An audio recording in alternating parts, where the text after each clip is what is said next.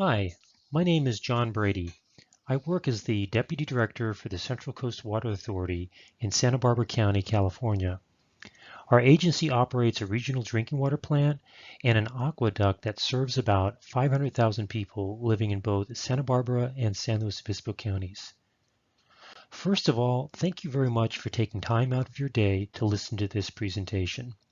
I gave this presentation to the International Council of the American Water Works Association in June 2018, and it describes a volunteering project that I have been working on for about a year and a half. The project is to try to establish a strategic working alliance between the American Water Works Association and the Asian Development Bank.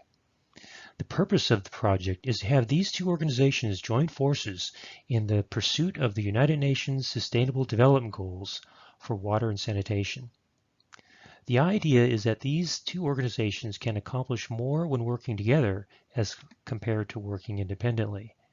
The Asian Development Bank is a multilateral development bank similar in function as the World Bank and serves countries within Asia and the Pacific.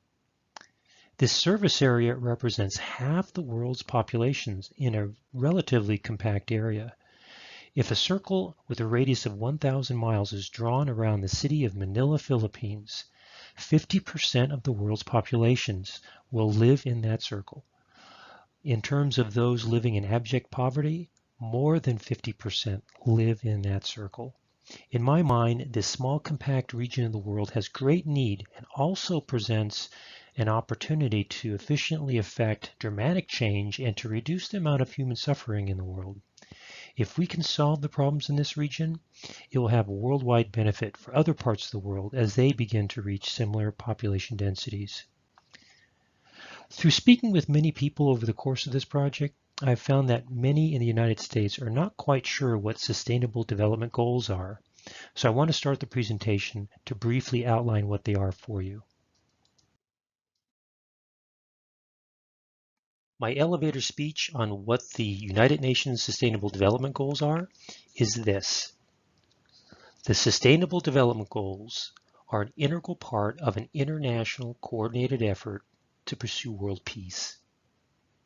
Although very concise and simply stated, this is exactly what the Sustainable Development Goals are. Imagine now for a moment that it's possible for water professionals like you and I to use the skills that we've developed throughout the course of our career to actually help in a meaningful way in the pursuit of world peace. This is exactly what this project is all about. To explain, let me talk about the United Nations first. This slide shows President Truman giving his opening address to the United Nations Conference on International Organization in San Francisco, California in April 1945. This conference was convened to begin work to establish the original charter of the United Nations that we know today. It's important to note the timing of this. World War II was still raging on as President Truman gave this speech. World War II was unparalleled in human history, as it was the deadliest conflict ever, with 50 to 80 million people having been killed. When you look at the people in these pictures, it's very likely that a large majority of them lost someone they loved in that war. As that war raged on, this group was focused on working towards peace with a sense of great urgency. From President Truman's speech, he referred to their great sacrifice and the need to prevent another world war from ever happening again. They did not just want to end World War II, but they also wanted to make future peace certain through establishing a structure and the machinery for future international diplomacy. They wanted to ensure that there will always be a place to allow for diplomacy, as well as a place for establishing international programs and goals for the good of all nations. I think it's important to remember the people that you see here in this slide learned some very important lessons through the deadliest conflict in human history, and they wanted to pass these lessons to us, our children, our grandchildren, and all future generations. In addition to the effort to form the United Nations, there's also a parallel effort to find ways to rebuild the shattered global economy and to promote international economic cooperation. So many countries were left in ruin by the war that it was important to determine pragmatically how to finance reconstruction of infrastructure and how to quickly redevelop economies of countries that were devastated by the war. A trio of economic experts drove this effort to create post-war economic order based on consensual decision-making and international trade cooperation. These experts included U.S. Treasury Secretary Henry Morgenthau, his chief economic advisor Harry Dexter White, and British economist John Maynard Keynes.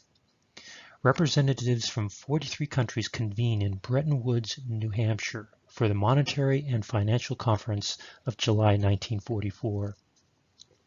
Many institutions were conceptualized at this conference, including the World Bank and Asian Development Bank. They also conceptualized making the world's currency harmonized, or in other words, making all the world's currencies interconvertible for the first time. Since the United States held 2/3 of the world's gold at that time, the US dollar would be linked to gold and the currency of all other nations would be linked to the US dollar. However, the key concept of Bretton Woods was to identify ways to reduce the economic development gaps between countries, as this was the key in aiding political stability and, most importantly, in fostering peace. In Secretary Morgenthau's opening address at Bretton Woods, he made a very important connection, a key lesson from the deadliest conflict in human history.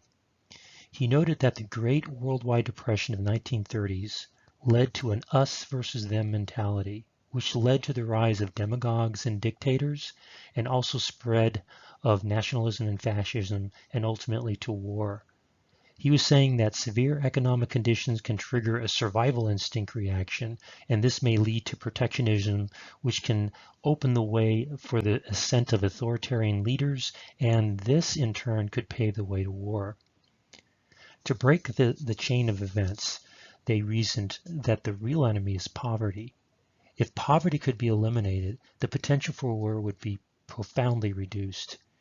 Secretary Morgenthau also reasoned that prosperous neighbors are good customers, and that peace and prosperity go hand in hand. This is the underlying basis for the formation of multilateral development banks like Asian Development Bank. The concept behind a multilateral bank is that they are funded and governed by their own member countries. This ensures consensual decision-making. These multilateral development banks provide developing countries within their service area concessional loans, grants, and technical assistance for the purposes of improving the country's economy and raising the standard of living for the country's citizens. The activities of the multilateral development banks are guided by common international goals established by the United Nations, namely the Sustainable Development Goals.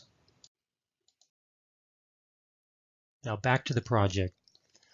The photograph you see in this slide is of the civil society discussion at the Asian Development Bank's 2018 Board of Governors meeting, in which they were providing input on the bank's new strategy for 2030.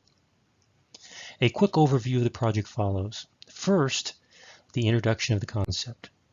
I had a conversation with Mr. Vijay Padmanabhan, who was the water sector technical advisor for Asian Development Bank, about the need to form a stronger working relationship between Asian Development Bank and the American water industry. This conversation was within the context of a job interview of which I was offered the job, but I had to decline for personal reasons. However, I told Mr. Padmanabhan that I planned to carry out this mission on a voluntary basis anyway. This led me to researching the international programs of the American Waterworks Association, and I found that they had an active international council. So I contacted Mr. John Anderson, who is the AWWA manager of the international programs, and discussed the benefits of working with Asian Development Bank. This led to a teleconference with the International Council chairman at the time, Mr. Cologne, vice chairman Dr. Chakangelo, and an International Council member, Mr. Bangio Chia, who also worked for the World Bank for over 20 years. It was agreed that a high-level concept proposal was needed for the Council to consider, so I prepared the proposal and submitted it for consideration. After the council had an opportunity to review and deliberate, another teleconference was convened. It was concluded that AWWA had an interest in a relationship with Asian Development Bank, and that I should make contact with Asian Development Bank to determine their level of interest as well. I subsequently contacted ADB and provided them a copy of the high-level concept proposal, and they expressed interest in the concept. And I was subsequently put in touch with the ADB Twinning Program, which is a program that teams experienced utilities in the developed world with new utilities in the developing world. In response to the initial contact, there was ongoing correspondence between myself and the staff of this program. The ADB staff also moved forward with an internal survey to determine the need for additional utility partners for the Twinning Program. Also, I was invited to provide a status report to the AWWA International Council in June 2017 in Philadelphia. The feedback I got from the Council was one of continued interest. I subsequently reported back to Asian Development Bank and also took the opportunity to encourage ADB staff to attend the first AWWA India conference ever presented. In December 2017, ADB issued a call for sessions to provide a 90-minute presentation for their Learning with Partners program at the annual ADB Board of Governors meeting. The Council agreed to submit a competitive proposal for this opportunity. Although an excellent proposal with 4 outstanding speakers was submitted, ADB decided not to select the AWWA proposal, but they did invite AWWA representatives to attend the event.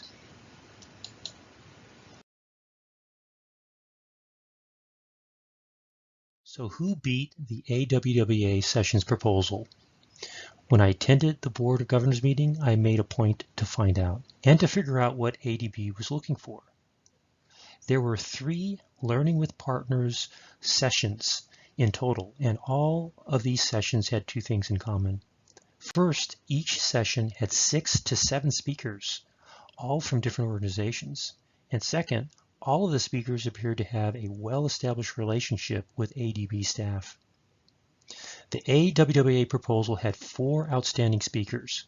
We were fortunate to confirm as speakers the current chairman of the AWWA International Council, Dr. Jackangelo, the vice chairman of the International Council, Dr. Chung, and 2 former AWWA presidents. They are also current members of the International Council, Mr. Anderson and Mr. Kathari. Now, ADB limited all proposals to only 3 pages within a table format, and the font size was even specified.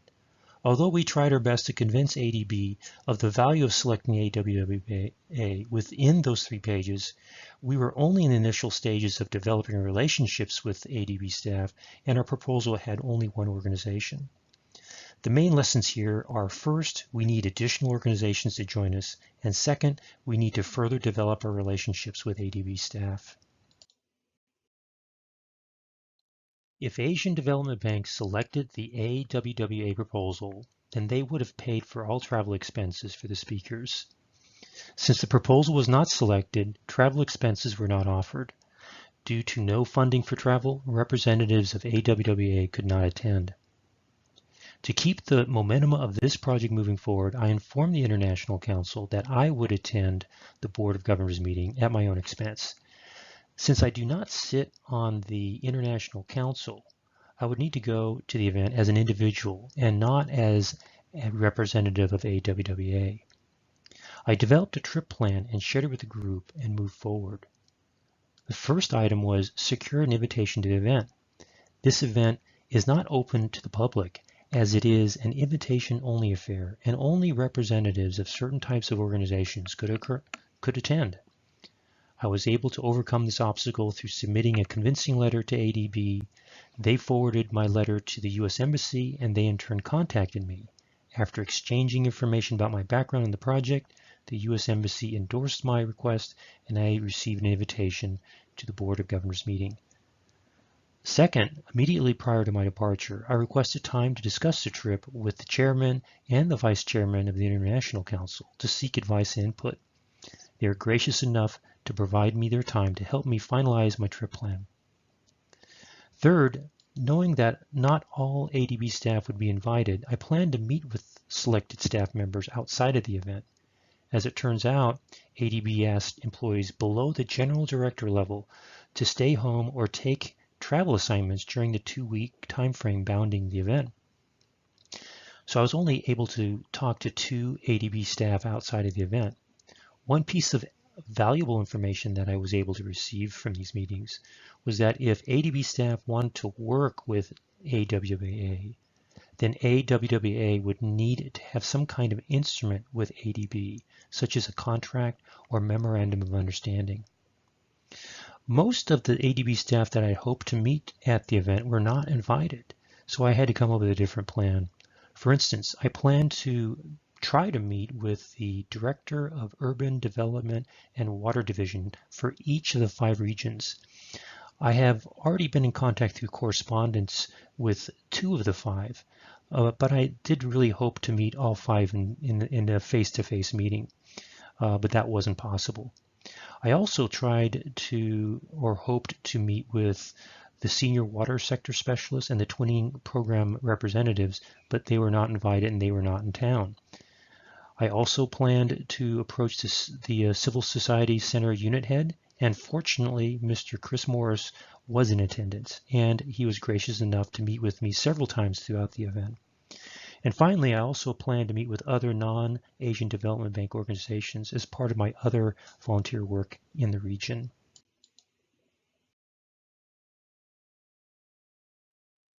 This photograph is of the leadership team of Asian Development Bank.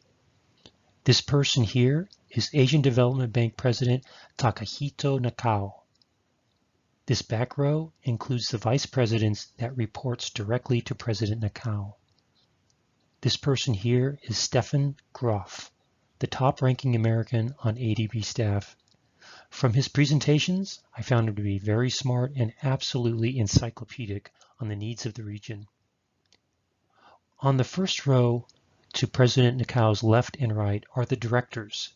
There are 67 member countries that form Asian Development Bank, and each of these countries appoint a high-ranking financial minister to serve as governor. Out of the 67 governors, 12 are elected to be a director and sit on the Asian Development Bank's board of directors. President Nakao serves as the chairman of the board of directors. If you notice, there are only 11 directors standing in the front row. This is because the United States has not yet appointed someone for that position. The middle row includes the alternative directors for each of the 12 elected directors. This person here is Mr. Michael Strauss. He is the U.S. alternative director, and since there has no one been appointed to the U.S. director position, Mr. Strauss is the acting director. Considering that many people that I'd hoped to meet were not available during the Board of Governors meeting, I had to reassess my approach. First, I met several times with Mr. Harris, the head of the Civil Society program. He was very helpful in explaining the various paths to engagement with ADB, and he confirmed that ADB staff could only work with AWWA if they had a contract or MOU. In this photograph, President Nakao and Mr. Harris are listening to civil society representatives comment on the bank's new strategy 2030. I took note of the individuals that spoke and appeared to be very knowledgeable and have prior experience with ADB. I took advantage of the fact that ADB provided a civil society lounge for representatives to stay between sessions. I approached the knowledgeable people that I noticed and asked them for advice.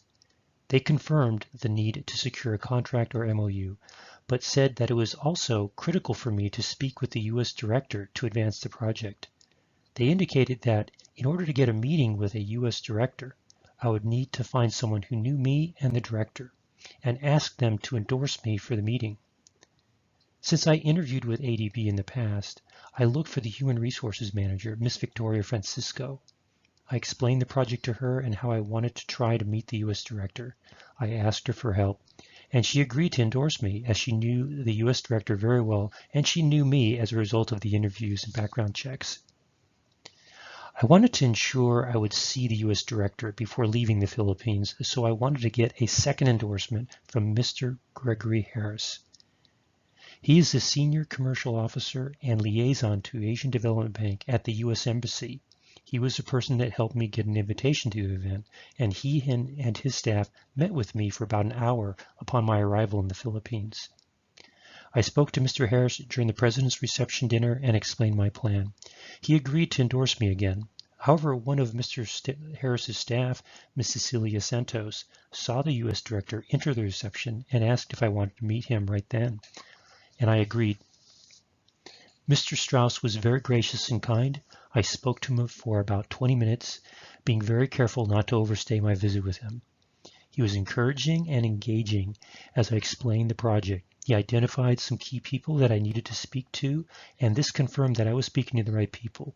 I let him know that I had already spoken to the people he identified, and I also told him of the need for AWWA to secure a contract or MOU in order for the ADB staff to have an opportunity to work with AWWA. Mr. Strauss then introduced me personally to Mr. Walter Powick, the ADB Director of Procurement. Both Mr. Strauss and Mr. Powick indicated that they would be happy to receive follow-up emails from me after I've had a chance to report back to AWWA.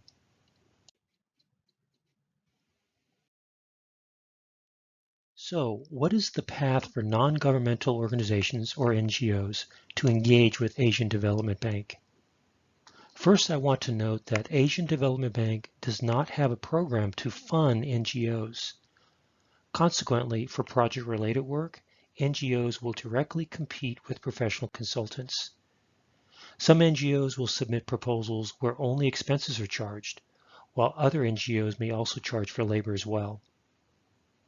To understand how to work with Asian Development Bank, it's important to understand their work products. Asian Development Bank has two general categories of work. One category of work is related to projects, which includes both building infrastructure as well as developing programs. A second category of work is related to producing Asian Development Bank's strategies and plans. The way Asian Development Bank assists developing member countries is through issuing concessional loans, grants, and technical assistance. For projects funded through concessional lending or grants, funding is provided directly to the member country, and the projects are directly managed by the country's implementing agency. So to find a role in a project funded by grants or concessional loans, the NGO will need to work with the implementing agency. Asian Development Bank also assists developing member countries through technical assistance. Asian Development Bank directly manages this kind of work and will make the hiring decisions for work involving consultants and NGOs. The most common form of technical assistance is for preparing the early project planning work prior to a specific loan or grant being issued. Other categories of technical assistance will include policy advisory assistance, capacity development assistance, and research and development assistance. Finally, Asian Development Bank will seek input during the development and preparations of their various policies and strategies. However, no funding is offered for providing this kind of input. So, how do we monitor for opportunities to engage with Asian Development Bank? There are 5 ways. First, the Civil Society Program at Asian Development Bank, they've assigned staff to serve as an NGO anchor, or the non-government organization anchor, for each country and program. So one way to monitor for opportunities is to develop a relationship with the NGO anchor assigned to your country or program of interest. Another way is to develop a relationship with the staff of the water sector group. Another way is every March, Asian Development Bank offers a business opportunity fair that includes a dedicated session for opportunities for civil society. Another way to monitor for opportunities is to enroll in ADB's email notification service, which can be done through their website. Finally, you can register as a consultant in the ADB Consultant Management System and use that program to monitor for opportunities.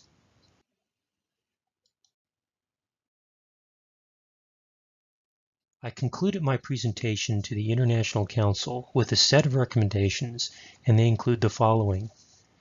The Council should consider holding an internal workshop to brainstorm a service concept to offer Asian Development Bank. The Council should consider preparing follow-up correspondence with U.S. Director Strauss and Procurement Director Powick. The Council should consider establishing a working relationship with the ADB North American representative stationed in Washington, D.C. The Council should consider developing a procedure to review ADB plans and strategies and to develop commentary for ADB to consider. The Council should consider planning a mission to the ADB Business Opportunities Fair in March 2019. In regards to AWWA India, it is the first office located outside North America, and it was established in Mumbai, India in 2015. I made a recommendation that the staff of this office should consider establishing a working relationship with the appropriate ADB staff, and I also noted that the country partnership strategy for India was recently updated. The Council should consider reaching out to the ADB Water Sector Group. The Council should consider competing for the Learning with Partners program again in the ADB Board of Governors meeting in 2019 to be held in Nadi, Fiji. I also suggested that the Council should consider bringing in additional organizations for this effort, and I also suggested that we continue to work to develop the relationships with ADB staff.